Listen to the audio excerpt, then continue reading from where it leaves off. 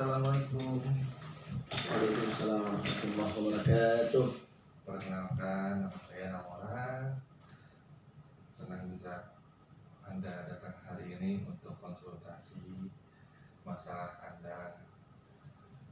Kita akan membagi sesi ini menjadi 2 sesi.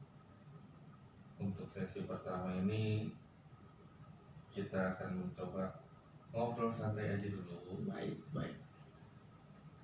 Gimana yang Anda rasakan saat ini sebagai mahasiswa tingkat pertama?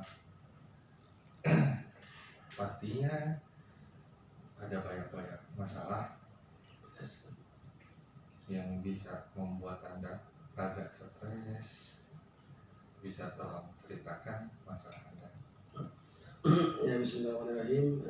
Terima kasih banyak juga kami sampaikan kepada Bang Namora ya, yang telah menerima kami untuk bisa mengkonsultasikan masalah kami. Di awal kami masuk di Universitas PTIK Jakarta ya. Perkenalkan, nama saya Muhammad Nasir Jamal. Kebetulan saya dari Sumatera, Jambi. Dari Sumatera.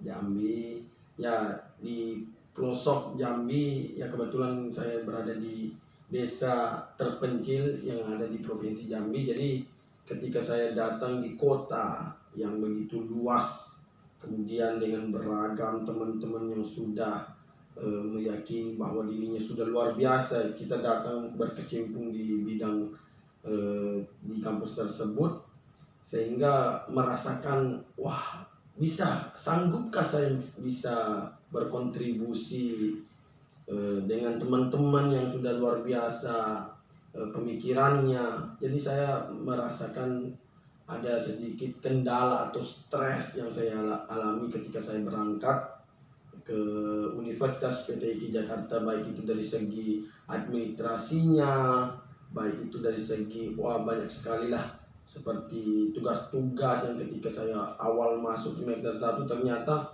dunia pendidikan di kuliah itu seperti ini ternyata. Iya. Saya juga pernah heran, saya belum pernah belajar waktu saya di kampung, karena mungkin saya di pelosok ya. Karena kebanyakan teman-teman bilang bahwa kalau kita di kampus itu kayak ibarat kita mengulang pelajaran. Ternyata saya rasakan nggak ada yang saya ulang pelajaran yang sudah saya tempuh di pelajaran di kampung saya. Mungkin karena ini asbab dari salah satu hal, karena saya tinggalnya di pelosok, jadi saya terkejut, stres, bisa nggak saya gitu ya untuk melakukan hal itu.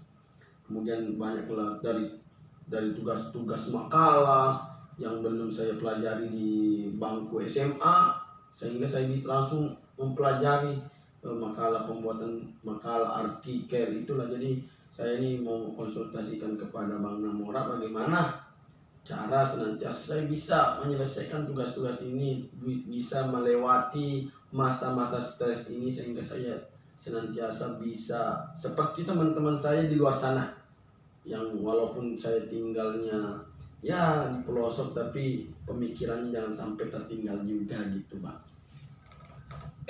Memang banyak dari mahasiswa tingkat pertama itu mengalami hal yang sama.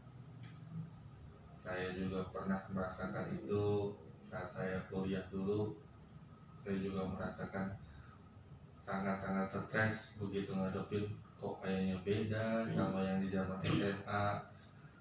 Nah, kalau menurut Anda sendiri, perasaan Anda gimana setiap Anda menghadapi tugas-tugas tersebut?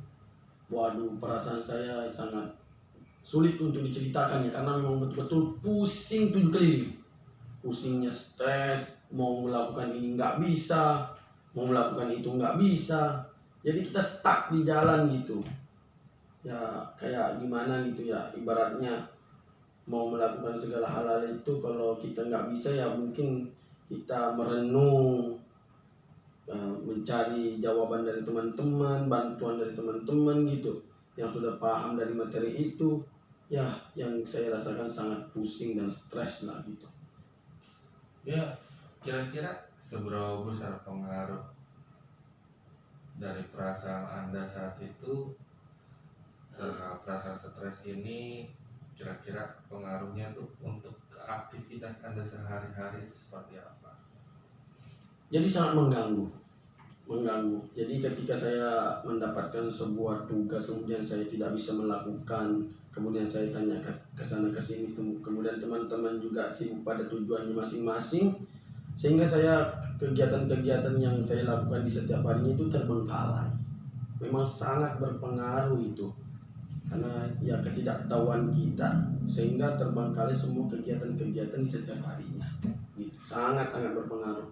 Kalau mau dipersenkan mungkin 85% mengganggu aktivitas saya. Oke, terima kasih. Terus kira-kira langkah apa saja yang udah Anda lakukan untuk misalnya mulai membagi waktu untuk kuliahnya, atau gimana cara yang ngatur waktu antara aktivitas sehari-hari sama kuliah, itu gimana cara? Jadi dengan yang sudah saya lakukan ini, melangkah demi langkah saya sudah lakukan untuk bisa membagi waktu saya dengan kegiatan-kegiatan saya, baik itu di organisasi, baik itu di masyarakat. Sehingga tapi masih banyak lah pemikiran-pemikiran saya ini yang masih senantiasa mengganggu lah gitu ya, mengganggu karena ketidaktahuan saya di semester 1 itu. Jadi ya saya membagi waktunya itu, ya saya senantiasa terfokuskan dulu untuk bisa mengenali lingkungan kampus terlebih dahulu, mengenali lingkungannya sehingga saya bisa berkontribusi masuk, sehingga kebingungan-kebingungan yang saya rasakan ketika di semester awal itu saya bisa bungkamkan, saya bisa lepaskan itu semua, sehingga semuanya kegiatan-kegiatan yang saya ingin lakukan di masyarakat, di lingkungan-lingkungan di tempat saya tinggal, ngekos apa gitu ya, saya bisa menyelesaikan sesuatu. Jadi saya terfokuskan diri saya dulu, biarin semua kegiatan-kegiatan ini bisa dikatakan terbengkalai, tapi saya lebih fokus untuk senantiasa keluar dari pola pikir untuk tidak berkembang gitu. Mungkin itu kalau yang saya rasakan. Mana yang lebih prioritas menurut Anda? Kuliah atau melakukan kegiatan yang di luar kuliah, misalnya ada kegiatan organisasi kampus, tadi Anda ceritakan tentang Himata, terus ada juga kegiatan lain yang mungkin Anda lakukan di kehidupan sehari-hari yang bisa dibilang, wah kayaknya tugas kuliah numpuk, nggak bisa bagi waktunya nih buat ngelakuin yang lain. Jadi saya lebih memprioritaskan kuliah saya, karena saya berangkat dari niat saya berangkat ke kota besar ini di Jakarta, di Universitas PTIK Jakarta. Itu memang saya keluar dari pintu rumah saya berniat untuk bertekad kuat untuk kuliah saya.